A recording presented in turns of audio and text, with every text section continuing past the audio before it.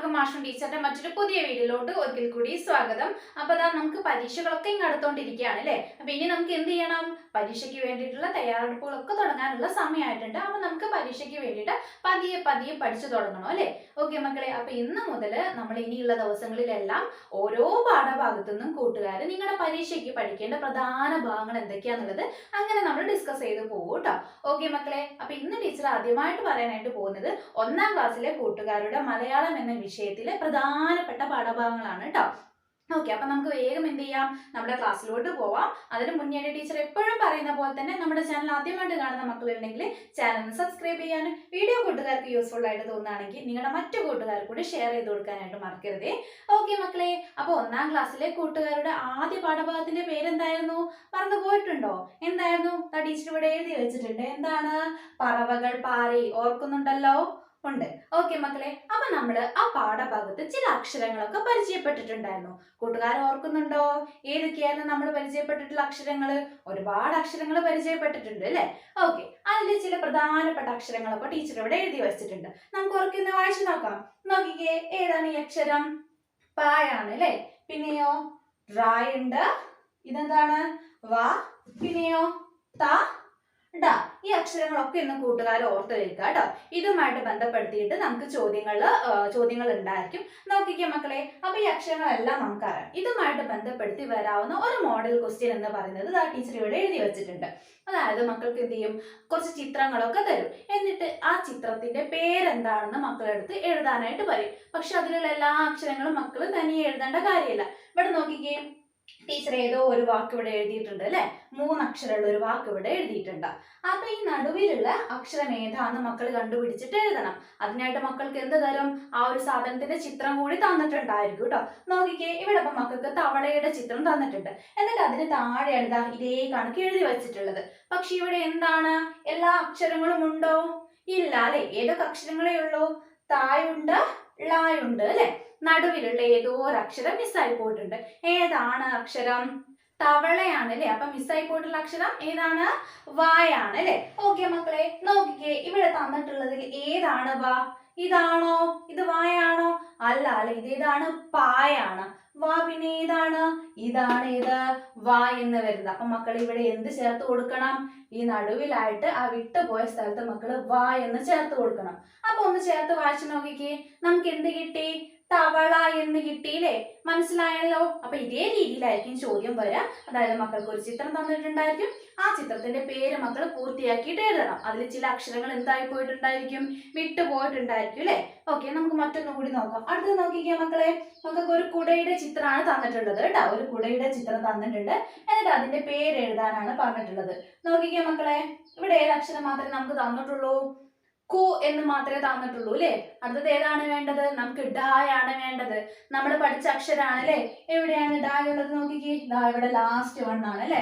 Okay, അപ്പൊ നമ്മൾ ഇവിടെ എന്തെന്ന് ചേർത്ത് കൊടുക്കണം? ഡാ എന്ന് ചേർത്ത് കൊടുക്കണം. അപ്പൊ നമ്മൾ തവള എന്ന് എഴുതാൻ പഠിച്ചു, കുട എന്ന് എഴുതാൻ പഠിച്ചു അല്ലെ. ഓക്കെ മക്കളെ, പിന്നെ മക്കൾക്ക് തന്നിട്ടുള്ള ചിത്രം ഒരു പല്ലിയുടെ ചിത്രമാണ് കേട്ടോ. എന്തിന്റെ ചിത്രമാണ്? ഒരു പല്ലിയുടെ ചിത്രമാണ് തന്നിട്ടുള്ളത്. നോക്കിക്കേ, അവിടെ ലി എന്നുള്ള അക്ഷരം നമുക്ക് അവിടെ തന്നിട്ടുണ്ട്. തുടക്കത്തിലുള്ള അക്ഷരമാണ് വിട്ടുപോയിട്ടുള്ളത്. ഏതാണ് നമുക്ക് അവിടെ ചേർക്കേണ്ടത്? പായാണ് ചേർക്കേണ്ടത് അല്ലേ. പാ നമ്മൾ പഠിച്ചിട്ടുണ്ട്. ഏതാണ് പാ? ഇതാ ഇവിടെ ഫസ്റ്റിൽ തന്നെ ഏത് കൊടുത്തിട്ടുണ്ട്? പാ എന്ന് കൊടുത്തിട്ടുണ്ട് അല്ലെ. അപ്പൊ മക്കൾ ഇവിടെ എന്ത് എഴുതണം? പാ എന്ന് ചേർത്തിട്ട് അത് പൂർത്തിയാക്കണം കേട്ടോ. പല്ലി. അടുത്ത് നോക്കിക്കേ മക്കളെ, അടുത്തത് നിങ്ങൾക്ക് ഒരു വടയുടെ ചിത്രമാണ് തന്നിട്ടുള്ളത് കേട്ടോ. വടയില്ലേ നമ്മൾ കഴിക്കുന്ന, അതിന്റെ ചിത്രമാണ് തന്നിട്ടുള്ളത്. ഏത് അക്ഷരമേ ഇവിടെ കൊടുത്തിട്ടുള്ളൂ? ഡ എന്ന അക്ഷരമാണ് കൊടുത്തിട്ടുള്ളത്. അപ്പൊ നമ്മൾ ഇവിടെ എന്ത് ചേർക്കണം? മക്കള് പറഞ്ഞു നോക്കൂ, എന്ത് ചേർക്കണം? വാ എന്ന് ചേർത്ത് കൊടുക്കണം അല്ലെ. ഡ നമുക്ക് തന്നിട്ടുണ്ട്, വാ എന്ന് ചേർത്ത് കൊടുക്കണം. വാ നമ്മൾ ഓൾറെഡി പഠിച്ചിട്ടുള്ളതാണ്. വാ. അപ്പൊ എന്താണ് ചേർത്ത് വായിക്കുക? വട എന്ന് വായിക്കുക അല്ലെ. ഓക്കെ മക്കളെ, അടുത്ത് നോക്കിക്കേ, ഒരു കരടിയുടെ ചിത്രമാണ് പിന്നീട് മക്കൾക്ക് തന്നിട്ടുള്ളത്. എന്തിന്റെ ചിത്രമാണ്? കരടിയുടെ ചിത്രം. ചിത്രം കാണുമ്പോൾ തന്നെ അവയുടെ പേര് മക്കള് ഓർത്ത് പറയണം കേട്ടോ. എങ്കിൽ മാത്രമേ നമുക്ക് ഈ ഒരു പ്രവർത്തനം പൂർത്തീകരിക്കാനായിട്ട് പറ്റുള്ളൂ. അപ്പം എന്തൊക്കെയാണ് നമുക്ക് ഇവിടെ തന്നിട്ടുള്ള അക്ഷരങ്ങൾ? നോക്കിക്കേ, ക തന്നിട്ടുണ്ട്, രാ തന്നിട്ടുണ്ട്. ഇനി ഏതാണ് നമുക്ക് ചേർത്ത് കൊടുക്കേണ്ടത്? ഡ മാത്രം ചേർത്ത് കൊടുത്താൽ മതിയോ? കരട എന്നാണോ പറയാ? അല്ല അല്ലെ, നമ്മൾ കരടി എന്നാണ് പറയാ. അപ്പൊ നമ്മള് ഡായുടെ കൂടെ ഏത് ചിഹ്നം കൂടി ചേർക്കണം? ഈ ചിഹ്നം കൂടി ചേർക്കണം അല്ലെ. കരടി. ഓക്കെ മക്കളെ, ലാസ്റ്റ് വണ് നോക്കിക്കേ. മക്കൾക്ക് അവിടെ തന്നിട്ടുള്ളത് ഒരു വലയുടെ ചിത്രമാണ് കേട്ടോ. വലയുടെ ചിത്രമാണ് തന്നിട്ടുള്ളത്. അപ്പൊ നമുക്ക് അവിടെ എന്ത് ചേർത്ത് കൊടുക്കണം? ഏത് അക്ഷരം ചേർത്ത് കൊടുക്കണം? വ എന്ന് ചേർത്ത് കൊടുക്കണം കേട്ടോ. വല. എന്ത് വായിക്കാം? വല. അപ്പൊ മക്കൾ എന്ത് ചെയ്യാ? നിങ്ങളുടെ പാഠഭാഗത്തിൽ ഇത്രയും അക്ഷരങ്ങൾ ഒന്ന് കൃത്യമായിട്ട് ഓർത്ത് വെച്ച് പോവാ കേട്ടോ. പ, റ, വ, ത, ഡ. ഇത്രയും അക്ഷരങ്ങളൊക്കെ നമ്മുടെ ആദ്യത്തെ പാഠഭാഗത്തിൽ പഠിക്കുന്നതാണ്. അപ്പൊ അതിന് കുറച്ചധികം പ്രാധാന്യം കൊടുത്തുകൊണ്ട് പഠിക്കുക കേട്ടോ. ഇതേ രീതിയിലുള്ള ഒരു പ്രവർത്തനം വരാനായിട്ടുള്ള സാധ്യതയുണ്ട്. പിന്നെ മക്കൾക്ക് വരുന്ന മറ്റൊരു പ്രവർത്തനം എന്ന് പറയുന്നത് ഇതുപോലെ തന്നെ പക്ഷികളുമായിട്ട് ബന്ധപ്പെട്ടിട്ടുള്ളതാണ് കേട്ടോ. അതായത് മക്കൾക്ക് ഒരു പക്ഷിയുടെ ചിത്രം തന്നാൽ അത് ഏത് പക്ഷിയാണെന്ന് അതിന്റെ പേരെന്താണെന്ന് പറയാനായിട്ട് അറിയില്ലേ? അത്രയേ ഉള്ളൂ. നമുക്ക് അത്രേ ചോദ്യം വരുള്ളൂ. അതായത് മക്കൾക്ക് എന്ത് ചെയ്യും? ഒരു സൈഡിൽ കുറച്ച് പക്ഷികളുടെ ചിത്രങ്ങളൊക്കെ തരും, മറു സൈഡിൽ എന്ത് ചെയ്യും? അതിന്റെ പേരുകൾ തന്നിട്ടുണ്ടായിരിക്കും. അതായത് അത് വ്യത്യസ്ത ഓർഡറിലാണ് തന്നിട്ടുണ്ടായിരിക്കുക. എന്നിട്ട് പക്ഷിയുടെ ചിത്രം ഏതാണെന്ന് നോക്കി. കാക്കയുടെ ചിത്രമാണ് തന്നിട്ടുള്ളെങ്കിൽ കാക്ക എന്നുള്ള പേര് സൈഡിൽ എവിടെയാണ് കൊടുത്തതെന്ന് വെച്ചാൽ അതിലോട്ട് വരച്ച് യോജിപ്പിക്കാനായിട്ട് ഉണ്ടായിരിക്കും. അപ്പൊ മക്കൾ എന്ത് ചെയ്യണം? നിങ്ങളുടെ പാഠഭാഗത്തിൽ നിങ്ങൾ പരിചയപ്പെട്ടിട്ടുള്ള പക്ഷികളുടെ ചിത്രങ്ങളൊക്കെ കണ്ടെത്തിയിട്ട് അവയുടെ പേരുകളൊക്കെ ഒന്ന് പറഞ്ഞു പഠിച്ചിട്ട് പോവാട്ടോ. അതുപോലെ തന്നെ അത് എഴുതാനായിട്ട് പഠിച്ചാലും നന്നായിരിക്കും. കാര്യം നമുക്ക് വരച്ച് യോജിപ്പിക്കുന്ന സമയത്ത് മക്കൾക്ക് എന്ത് ചെയ്യണം? ആ പേരുകളൊക്കെ വായിച്ചു നോക്കേണ്ടതായിട്ട് വരും. അപ്പൊ മക്കൾ എന്ത് ചെയ്യുക? അവരുടെ പേരുകളൊന്ന് എഴുതാനായിട്ട് പഠിക്കുക കേട്ടോ. എന്നിട്ട് ഓരോ ചിത്രം നോക്കിയിട്ട് ആ പക്ഷിയുടെ പേര് എവിടെയാണോ കൊടുത്തിട്ടുള്ളത് അതിലോട്ട് എന്ത് ചെയ്യണം? മക്കള് വരച്ചു ചേർക്കണം. മക്കൾ ഇവിടെ നോക്കിക്കേ. ആദ്യം നമുക്ക് എന്ത് തന്നിട്ടുണ്ട്? തത്തയാണ് തന്നിട്ടുള്ളത് അല്ലെ. പിന്നെയോ കാക്കയെ തന്നിട്ടുണ്ട്, മയില് തന്നിട്ടുണ്ട്, മീൻകൊത്തി തന്നിട്ടുണ്ട്, പ്രാവുണ്ട്, പരുന്തുണ്ട്, മൂങ്ങയുണ്ട് അല്ലെ. അപ്പൊ ഇവയൊക്കെ എന്ത് ചെയ്യണം? അവയുടെ പേരിലോട്ട് വരച്ച് യോജിപ്പിക്കണം കേട്ടോ. അപ്പൊ ഇവയുടെ പേരുകളൊക്കെ ഏതാണെന്ന് കണ്ടെത്തിയിട്ട് മനസ്സിലാക്കിയിട്ട് പോവാ കേട്ടോ. ഓക്കെ മക്കളെ, ഇനി നിങ്ങൾക്ക് വരുന്ന ഈ ഒരു പാഠഭാഗത്തിൽ നിന്ന് പ്രതീക്ഷിക്കാവുന്ന മറ്റൊരു ചോദ്യം എന്ന് പറയുന്നത് ഒരു പക്ഷിയുടെ ചിത്രം വരയ്ക്കാനാണ് കേട്ടോ. അത് മക്കൾ സ്വയം വരയ്ക്കേണ്ട കാര്യമില്ല. ചിലപ്പോൾ നമുക്ക് എന്ത് ചെയ്യും? നമ്മുടെ ക്വസ്റ്റ്യൻ പേപ്പറിൽ കുത്തായിട്ട് ആ ഒരു പക്ഷിയുടെ ചിത്രം തന്നിട്ടുണ്ടായിരിക്കും. ആ കുത്തുകൾ ജസ്റ്റ് യോജിപ്പിക്കുക. എന്നിട്ട് എന്ത് ചെയ്യുക? അതിന് നിറം നൽകാനും പിന്നെ അതുപോലെ തന്നെ ആ പക്ഷി ഏതാണെന്ന് തിരിച്ചറിഞ്ഞിട്ട് അതിന്റെ പേര് എഴുതാനോ അങ്ങനെ എന്തെങ്കിലും ഒരു രീതിയിൽ എന്ത് വരാം? ഒരു ചോദ്യം പ്രതീക്ഷിക്കാവുന്നതാണ് കേട്ടോ. അല്ലെങ്കിൽ ആ പക്ഷിയെ കുറിച്ചിട്ട് ഒരു 1-2 വാക്യങ്ങൾ എഴുതാനൊക്കെ മക്കളുടെ അടുത്ത് പറയാനുള്ള സാധ്യതയുണ്ട്. അപ്പൊ മക്കൾ എന്ത് ചെയ്യുക? ഒരു പക്ഷിയെയും അതിന്റെ നിറവും അതിന്റെ കുറിച്ചുള്ള പ്രത്യേകതകളൊക്കെ നോക്കിയിട്ട് പോകുന്നത് നന്നായിരിക്കും കേട്ടോ. ഓക്കെ മക്കളെ, പിന്നെ നിങ്ങൾക്ക് വരുന്ന മറ്റൊരു പ്രവർത്തനം എന്ന് പറയുന്നത് അത് ചിലപ്പോൾ നമ്മുടെ പാഠഭാഗവുമായി ബന്ധപ്പെടുത്തിയിട്ടായിരിക്കണമെന്നില്ല. ചിലപ്പോൾ അതിന് പുറത്തേക്കായിരിക്കും ചോദിക്കുക. അതായത് നമുക്ക് കുറച്ച് ചിത്രങ്ങളൊക്കെ തരും. എന്നിട്ട് അതിനനുയോജിച്ച വാക്യങ്ങളും മാറ്റി മറ്റൊരു സൈഡിൽ തരും. എന്നിട്ട് ഓരോ ചിത്രത്തിനും യോജിച്ച വാക്യങ്ങൾ ഏതാണെന്ന് കണ്ടെത്തിയിട്ട് ആ വാക്യത്തിലോട്ട് വരച്ച് ചേർക്കാനോ അല്ലെങ്കിൽ ആ ചിത്രത്തിന് താഴെ തന്നിട്ടുള്ള സ്ഥലത്തിലോട്ട് ആ ഒരു വാക്യം എടുത്തെഴുതാനോ അങ്ങനെ എന്തെങ്കിലും രീതിയിൽ എന്ത് ചെയ്യും? ഒരു ചിത്രവും തരും, കുറച്ച് വാക്യങ്ങളും തരും. അത് എന്നിട്ട് യോജിപ്പിക്കാനായിട്ട് പറയും. നമുക്ക് മുന്നേ വർഷങ്ങളിലൊക്കെ അതേ രീതിയിൽ ചോദ്യങ്ങൾ ചോദിച്ചിട്ടുണ്ടായിരുന്നു.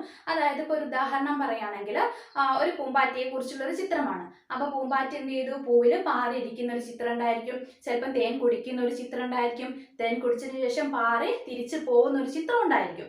എന്നിട്ട് എന്ത് ചെയ്യും? ആ 3 ചിത്രത്തിനും യോജിച്ച വാക്യങ്ങൾ നമുക്ക് അവിടെ ബോക്സിൽ തന്നിട്ടുണ്ടായിരിക്കും. അതായത് പൂമ്പാറ്റ തേൻ കുടിക്കുന്നു. അപ്പൊ ആ ഒരു ചിത്രത്തിന് താഴെ മക്കൾ ഏത് വാക്യം എഴുതണം? പൂമ്പാറ്റ തേൻ കുടിക്കുന്നു അല്ലെങ്കിൽ പൂമ്പാറ്റ തേൻ നുകരുന്നു എന്ന് പറയുന്ന വാക്യം എഴുതണം. അതിനുശേഷം പൂമ്പാറ്റ പാറി പോകുന്ന ചിത്രമാണെങ്കിൽ എന്ത് എഴുതണം? അതിന് യോജിച്ച വാക്യം വേണം നമ്മൾ എടുത്തെഴുതാനായിട്ട്. അപ്പൊ ഇതേ രീതിയിൽ നമുക്ക് ചിത്രങ്ങൾ തന്നിട്ട് അതിന് യോജിച്ച വാക്യം തിരഞ്ഞെടുത്ത് എഴുതാനായിട്ടുണ്ടായിരിക്കും. അപ്പൊ മക്കൾ എന്ത് ചെയ്യുക? അങ്ങനെയുള്ള കുറച്ച് ചിത്രങ്ങളൊക്കെ നോക്കിയിട്ട് അതിന് യോജിച്ച വാക്യങ്ങളൊക്കെ മക്കളൊന്ന് പറഞ്ഞു പഠിക്കുക. അപ്പൊ നമുക്ക് എന്ത് ചെയ്യാം? അതേ രീതിയിലുള്ള ചിത്രങ്ങളൊക്കെ വരുമ്പോൾ നമുക്ക് പെട്ടെന്ന് എഴുതാനായിട്ട് കഴിയും അല്ലേ. ഓക്കെ മക്കളെ, പിന്നെ ഇതിൽ നമുക്ക് വരാവുന്ന മറ്റൊരു കാര്യം എന്ന് പറയുന്നത് വളരെ സിമ്പിൾ ആയിട്ടുള്ള കാര്യമാണ്. നമ്മൾ നേരത്തെ പറഞ്ഞില്ലേ പക്ഷികളെ തന്നിട്ട് അവയുടെ പേരിലോട്ട് വരച്ച് യോജിപ്പിക്കാനുണ്ടാവും എന്ന് പറഞ്ഞു. അതേ രീതിയിൽ ചിലപ്പം എന്ത് ചെയ്യും? പക്ഷികളുടെ ചിത്രങ്ങൾ തരും. അതായത് അവയുടെ തലയുടെ ചിത്രങ്ങൾ, കോഴിയുടെ ചിത്രം, അതുപോലെ താറാവിൻ്റെത്, പരുന്തിൻ്റെതൊക്കെ തരും. എന്നിട്ട് അവയുടെ കാൽ ഏതാണ് എന്ന് കണ്ടെത്തിയിട്ട് കാലിന്റെ ചിത്രം നമുക്ക് ഒരു സൈഡിൽ തരും. അതിലോട്ട് വരച്ച് യോജിപ്പിക്കാനായിട്ട് പറയും. അത് നമുക്ക് അറിയുന്ന കാര്യമായിരിക്കും അല്ലെ. നമുക്ക് കോഴിയുടെ കാലും താറാവിന്റെ കാലൊക്കെ കണ്ടാൽ നമുക്ക് അറിയാവുന്നതാണ് എങ്ങനത്തെ കാലാണെന്നുള്ളത് അല്ലെ. നമ്മുടെ വീട്ടിലൊക്കെ നമ്മുടെ ദിവസവും കാണുന്ന ജീവികളാണ് അല്ലെ. ഓക്കെ, അപ്പൊ ദാ ഇതേ രീതിയിൽ മക്കൾക്ക് എന്ത് തരും? കോഴികളുടെ ഈ തലകളുടെ ചിത്രങ്ങളും തരും, അതുപോലെ തന്നെ കാലുകളുടെ ചിത്രങ്ങളും തരും. എന്നിട്ട് ഓരോ പക്ഷിയെയും അതിന് അനുയോജ്യമായിട്ടുള്ള കാലുകളിലേക്ക് വരച്ച് ചേർക്കാനായിട്ട് പറയും. ഓക്കെ മക്കളെ, അപ്പം ഇത്രയും കാര്യങ്ങളാണ് മക്കൾ പ്രധാനമായിട്ടും നിങ്ങളുടെ ഒന്നാമത്തെ പാഠഭാഗമായിട്ടുള്ള പറവകൾ പാറി എന്ന പാഠഭാഗത്ത് നിന്നും പഠിക്കേണ്ടത് കേട്ടോ. ഇത്രയൊക്കെ മാക്സിമം നമുക്ക് ആ ഒരു പാഠഭാഗത്ത് നിന്ന് ചോദിക്കാവുന്ന ക്വസ്റ്റ്യൻസ് ഉള്ളൂ. അപ്പൊ മക്കൾ എന്ത് ചെയ്യുക, നന്നായിട്ട് ഇരുന്നിട്ട് ആ ഒരു പാഠഭാഗം നന്നായിട്ട് പഠിക്കുക. അപ്പൊ ടീച്ചർ അടുത്ത ദിവസം മക്കളുടെ മറ്റൊരു പാഠഭാഗവുമായിട്ട് വീണ്ടും വരുന്നതായിരിക്കും. അപ്പൊ ഇന്നത്തെ വീഡിയോ ഇഷ്ടപ്പെട്ടെങ്കിൽ തീർച്ചയായിട്ടും വീഡിയോ ലൈക്ക് ചെയ്യുക. അതുപോലെ തന്നെ നിങ്ങളുടെ മറ്റു കൂട്ടുകാർ കൂടി ഒന്ന് വീഡിയോ ഷെയർ ചെയ്ത് കൊടുക്കുക കേട്ടോ. ഓക്കെ മക്കളെ, അപ്പൊ എല്ലാവരും നന്നായിട്ട് തന്നെ പരീക്ഷയ്ക്ക് വേണ്ടിയിട്ട് തയ്യാറാവാം. മറ്റൊരു പുതിയ വീഡിയോ ആയിട്ട് നമുക്ക് വീണ്ടും കാണാം.